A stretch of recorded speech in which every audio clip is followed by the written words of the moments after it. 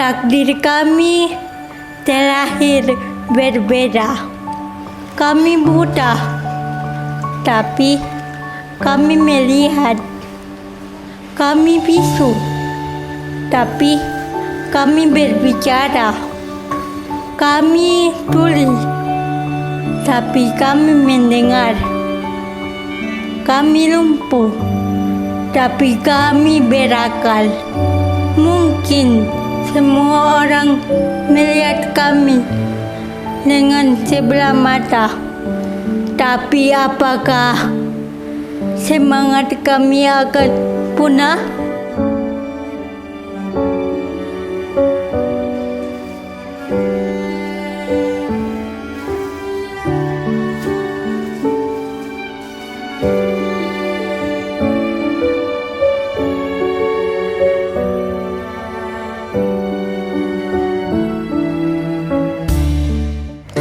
Papua 60 Detik Zona Gen Z kali ini berkesempatan mengunjungi SLB Negeri Mimika, sebuah lembaga pendidikan yang berdedikasi dalam memberikan pendidikan berkualitas bagi anak-anak berkebutuhan khusus. Gen Z berprestasi dan punya talenta luar biasa ada di sini. Di balik keterbatasan mereka terdapat potensi yang tak terbatas. Mereka membuktikan bahwa dengan semangat dan dedikasi, setiap tantangan dapat diubah menjadi kesempatan. Jadi hari ini kelas Tata Boga, setiap hari Kamis, jadi kami ada praktek. Hari ini ada praktek pengulangan dari pelatihan kemarin. Ada pelatihan roti sama kue donat. Hari ini di kelas ini ada SMA LB, SMP LB Tunarungu, dan ada satu Tunagrahita. Ya, jadi hari ini mereka pengulangan lagi buat donat sama roti. Dan di sini sudah tahap finishing, sudah mulai dekorasi. Kalau roti masih sementara. Iya, roti kami bikin itu yang roti pisang, sosis sama roti boy. Tujuan sebenarnya sih kita berharapnya ke depannya, karena ada yang anak sudah mau lulus, jadi mungkin ke depannya mungkin dilihat ada peluang bisa mungkin buka di rumah, ada mungkin perusahaan yang mau tertarik, setidaknya dasarnya sudah ada. The life skill selanjutnya sih yang kita butuhkan di sini. Ya, seperti yang dan tadi, kalau mereka ini semuanya bisa, cuma mungkin orang-orang luar yang belum melihat.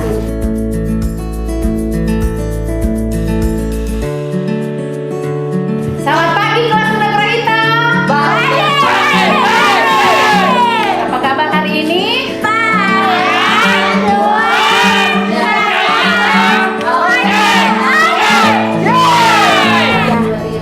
Kami saja bikin.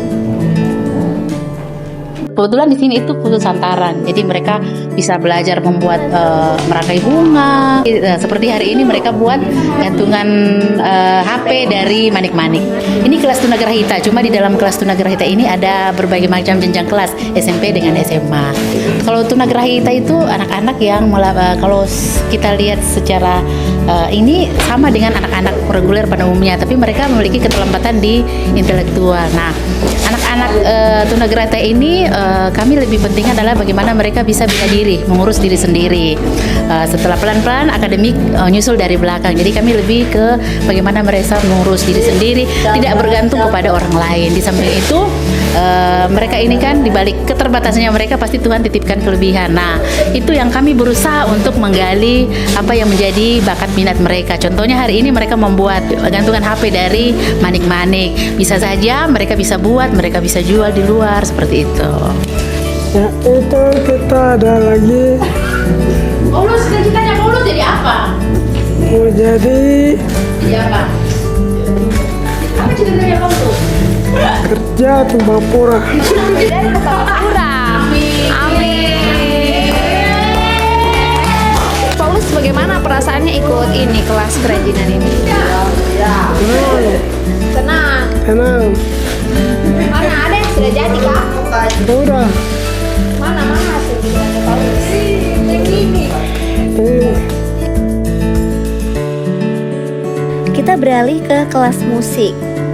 Ia adalah Anugrah, salah satu siswa tunanetra yang saat ini sedang latihan untuk persiapan lomba menyanyi tingkat provinsi. Waktu Tuhan pasti yang terbaik.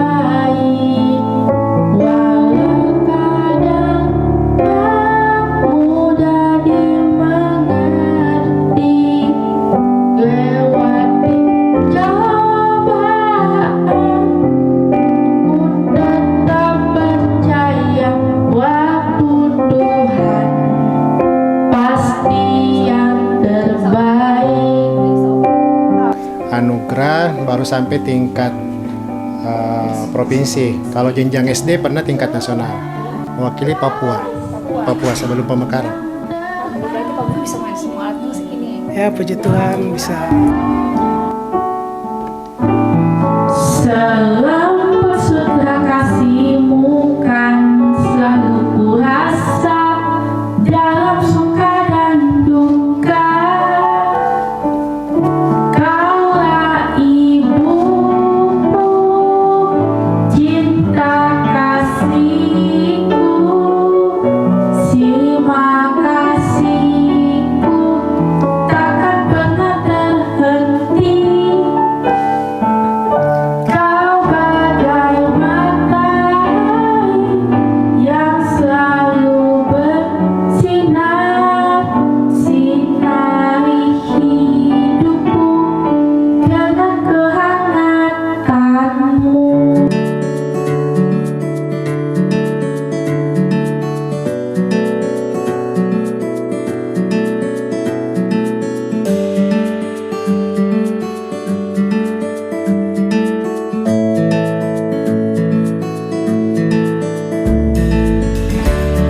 Kita di sini kelas autis sudah besar. Ya, hari ini kita belajar tadi matematika tadi pagi. Kebetulan siang ini jadwalnya belajar bahasa Indonesia. Jadi biasanya saya kasih buku cerita ditulis nanti dibaca di rumah. Jadi biasanya saya suruh orang tua videokan begitu baru kirim videonya. Iya, sebagai bukti kalau mereka belajar di rumah. Nanti jam 12 lewat lah. Sudah berbagi tugas untuk persiapan pulang, ada yang menyapu, ada yang pel, ada yang angkat kursi, rapikan meja. Mereka lakukan. Iya, mereka sendiri yang lakukan. Anak-anak di sini yang berkebutuhan khususnya autis, kadang ada yang terlalu aktif, ada yang macam bicara satu kali sudah bisa. Kalau ada yang terlalu aktif, kadang bicara 2-3 kali baru menurut iya ulang-ulang. Sebagai manusia ya kadang ada rasa emosi, tapi ya kembali lagi sabar karena anak-anak begini kan ekstra sabar, mendidik ekstra sabar. Kita harus ikhlas ya, Mak. Ikhlas dulu, sabar. Berpindah ke kelas teknologi informasi diisi anak tunadaksa, salah satunya Carmila. Halo, perkenalkan nama saya Armila Marasaoli. Biasa saya dipanggil Mila. Saya sekarang duduk di kelas 1 SMA. Saya bersekolah di SLB Negeri Mimika. Saat ini saya sedang berada di Papua 60 detik zona Genji. Nah, bagaimana perasaan Mila ikut kelas ini? Seru, senang, bisa komunikasi dengan guru. Terus temannya sesama kayak saya. Itu saja. Seru ya, dan senang juga Mila ikut kelas ini, bisa berkomunikasi sama guru dengan teman-temannya Mila juga. Kak Fani, dengar-dengar Mila sudah banyak ikut perlombaan ya. Nah, perlombaan apa aja itu Mila? Perlombaan baca puisi, terus sama teknologi informasi. Jadi pertama saya ikut lomba cipta baca puisi tingkat provinsi. Juara satu provinsi. Iya. Papua ya. Ya, Papua 3. Terus yang kedua lomba teknologi informasi. Pertama itu kita lomba antara provinsi dulu. Siapa yang terpilih dari Timika sama Nabire. Jadi saya lolos. Saya lolos ke nasionalnya di Jakarta. Sudah injak kota Jakarta. Senang sekali. Nah kan pasti Mila banyak menghadapi tantangan kan? Apa motivasi Mila untuk tetap semangat dalam menghadapi tantangan tersebut? Biar bisa membanggakan orang tua, bisa sukses kayak orang-orang, dan bisa mencoba hal-hal yang belum dicoba. Nah kan dalam Mila ikut-ikut lomba tingkat nasional, provinsi, siapa aja yang dukung Mila? Terutama ya pasti mama saya, terus guru-guru juga, teman-teman juga. Iya, Kalau boleh tahu cita-cita Mila mau jadi apa? jadi guru juga. Pengen jadi guru? Iya.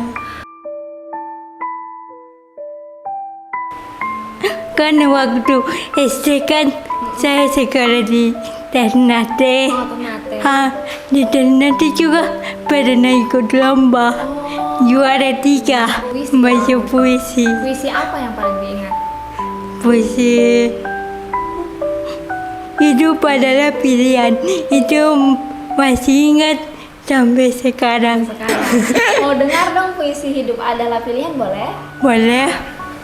Hidup adalah pilihan. Takdir kami terlahir berbeda. Kami buta, tapi kami melihat.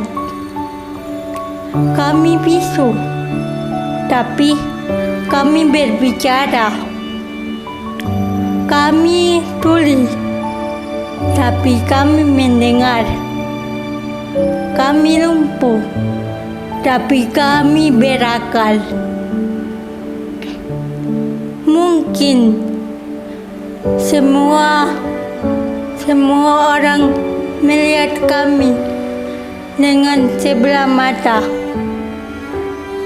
hingga tak seorang pun datang menghampiri, mendengar cerita hidup kami, memimpin kami ketika berjalan, memasang tongkatku ketika terjatuh. Sedih, memang sedih. Tapi apakah semangat kami akan punah? Tidak, kami memilih hidup. Kami memilih berjuang.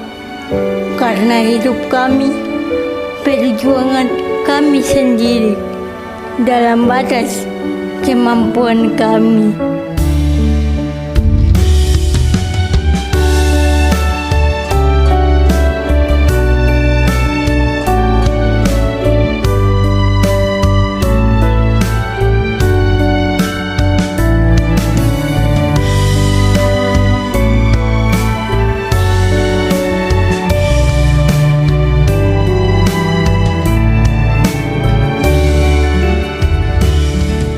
Bapak sebagai kepala sekolah di sini, seberapa bangga Bapak memiliki siswa-siswi di sini, apalagi terutama Gen Z yang berprestasi, bahkan mereka punya banyak kemampuan? Yang pertama pastinya bangga itu tidak bisa lagi saya utarakan dengan kata-kata, karena orang tua yang menilai, masyarakat yang menilai sejauh mana SLB ini bisa berkembang, dalam artian dari yang sebelumnya tidak dikenal oleh siapa-siapa menjadi dikenal oleh banyak orang. Itu mungkin yang pertama, satu kebanggaan saya. Kemudian jumlah siswa dari tahun ke tahun semakin bertambah, dan apresiasi dari luar untuk SLB itu paling tidak mereka kenal dulu SLB itu seperti apa. Kalau bangga pasti bangga, Bu. Iya. Apalagi mereka sudah punya banyak prestasi sampai di tingkat nasional ya Pak ya. Lalu langkah apa yang dilakukan dari pihak sekolah untuk tetap menjaga prestasi anak-anak di sini? Terkait dengan prestasi, yang pertama senantiasa memberikan mereka bimbingan dan pendampingan secara berkala, karena anak-anak kami ini meskipun dengan keterbatasan masing-masing pasti punya potensi, bakat dan minat yang berbeda, sehingga perlu adanya pendampingan berkelanjutan. Nah, prestasi yang sudah diraih itu pastinya harus ada regenerasinya dengan melalui apa? Satu, mengikut sertakan mereka dengan kegiatan-kegiatan seperti tahun lalu di tingkat Kabupaten di Timika, kita juga ikut andil dalam TIPA 2024 sebagai wadah untuk bagaimana aktualisasi diri mereka. Mereka bisa dikenal, mereka juga bisa berkompetensi. Kalau untuk tingkat regional, provinsi dengan nasional, senantiasa kami libatkan mereka untuk mengikuti lomba baik secara daring maupun secara luring, karena wadahnya mereka untuk berkompetisi di situ. Persoalan kalah menangnya itu kalau kami bukan hal yang utama, tetapi bagaimana mereka bisa menunjukkan diri bahwa saya juga punya kemampuan, punya skill seperti itu. Mungkin apa harapan Bapak untuk anak-anak di SLB ini? Harapan yang pertama adalah bagaimana mereka mampu memandirikan dirinya sendiri. Karena di balik keterbatasannya mereka ini, di SLB ini kan ada beberapa jenis kekhususan. Misalnya tunanetra, tunarungu, tunagaksa, gerahita, dan autis. Di balik hambatannya mereka itu pasti punya kendala masing-masing. Nah, kendala itu kami upayakan semaksimal mungkin apa yang mereka bisa lakukan untuk menutupi hambatan itu tadi. Contohnya dengan prestasi dan keterampilan, karena setelah tamat dari SLB ini mereka mau kemana? Paling tidak satu, mereka mampu mengurus dirinya sendiri. Yang kedua, mereka mampu mengembangkan potensinya melalui dengan keterampilan, sehingga dengan keterampilan yang dibekali di sekolah, paling tidak mereka bisa berbuat untuk diri sendiri, untuk keluarga dan orang lain. Nah, terkait dengan harapan terkait dengan lomba-lomba atau mungkin prestasi yang mereka capai, paling tidak ada pembinaan berkelanjutan di situ, mungkin seperti itu. Mungkin apa yang Bapak harapkan dari pemerintah dan juga lingkungan terkait dengan untuk mewujudkan cita-cita anak-anak di sini? Harapan kami, saya pribadi selaku kepala sekolah, bagaimana kemampuan anak ini dilirik oleh orang-orang di sekitar kita. Itu yang pertama. Karena sejauh mana kesiapan kemampuan yang kami bekali buat mereka, kalau selepas dari SLB ini, tamat dari SLB, mereka tidak diapresiasi, mereka tidak dihargai oleh masyarakat sekitar atau lingkungan sekitar, pasti anak ini akan down. Saya tidak bisa, saya tidak mampu, padahal di balik hambatannya mereka itu ada kemampuan. Nah, harapan saya dari pemerintah setempat melirik mereka ini, apa yang mereka bisa diberdayakan. Mungkin memberikan pelatihan lanjutan, kemudian dimodali, bahkan sebagai warga negara mereka berhak juga untuk mendapatkan pekerjaan seperti itu. Lalu mungkin ada Bapak bisa sampaikan pesan-pesan kepada masyarakat untuk mereka lebih bisa menerima keberadaan siswa SLB di kehidupan sehari-hari. Tidak bisa dipungkiri bahwa di lingkungan kita, di sekitar kita di Kabupaten Mimika, mungkin masih ada saudara-saudara, adik-adik kita yang berkebutuhan khusus secara fisik ataupun hambatan mental. Nah, sebagai warga negara, mereka juga punya hak untuk mendapatkan layanan pendidikan ataupun kesehatan dan lainnya. Mereka punya hak yang sama dengan kita sebagai warga negara. Nah, saya bersama dengan rekan-rekan selalu menyampaikan, sekiranya ada saudara kita atau ada keluarga atau ada di sekitar tetangga kita yang memiliki anak berkebutuhan khusus yang belum tersentuh layanan pendidikan, sekiranya mungkin dibantu atau mungkin diberikan informasi bahwa anak ini berhak untuk mendapatkan layanan pendidikan. SLB Negeri Mimika ada di Kabupaten Mimika, satu-satunya sekolah yang melayani anak berkebutuhan khusus, dan tempat untuk mereka itu di sini.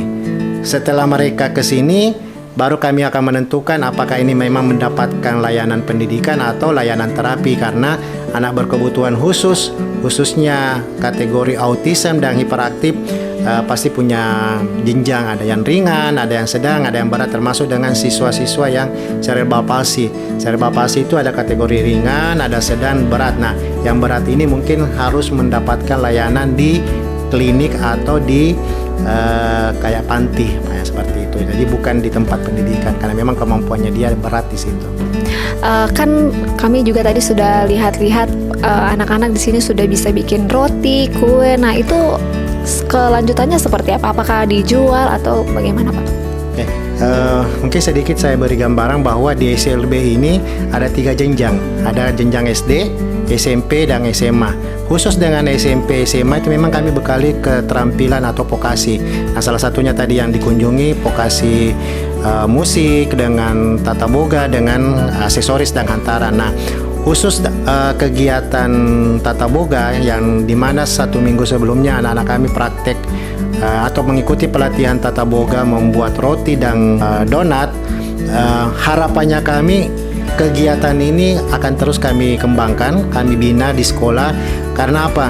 Sayang kalau ilmu yang kami sudah beri ke mereka itu putus di tengah jalan, dalam artian tidak ada pembinaan berkelanjutan. Nah, SLB Negeri Mimika sebagai tempat untuk menggembleng, membina, mengembangkan potensi mereka, kami jadwalkan setiap minggu itu mereka harus produksi.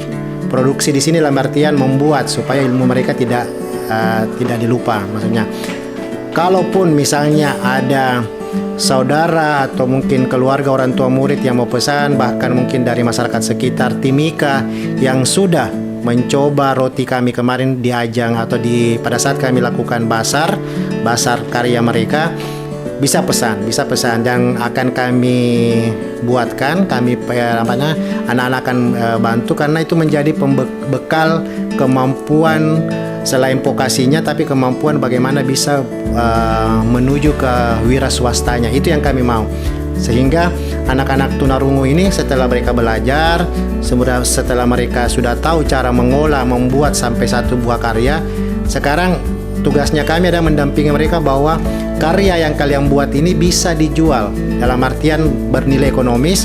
Karena apa?